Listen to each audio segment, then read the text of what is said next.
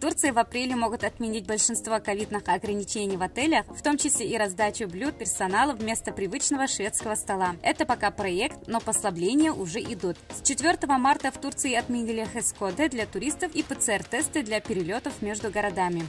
Подписывайтесь на канал, чтобы быть в курсе последних новостей из мира туризма. Как сообщает Атор, ожидаются следующие изменения. В отелях вновь будет обычный открытый шведский стол с самообслуживанием. Витрин, из-за которых персонал раздает блюда гостям, больше не будет. Чай и кофе туристы тоже смогут, как и раньше, наливать сами. Отменят требования одноразовой посуды. Правило об обязательном наличии санитайзеров на обеденных столах будет также отменено. Будет прекращено изменение температуры у персонала и гостей, отменят правила о большом расстоянии между столами, стульями и шезлонгами на открытом воздухе. Уберут анкеты о ковидных правилах на стойке регистрации, информационные материалы в номерах и на территории о мерах предосторожности, методах гигиены и других пандемийных правилах, которые должны соблюдать гости, тоже больше не будут нужны. Отменят требования о масках для всех, оставят только для тех, кого изолируют в своих номерах с симптомами. Предполагается, что все эти изменения вступят в силу 10 апреля, а мы будем следить за новостями.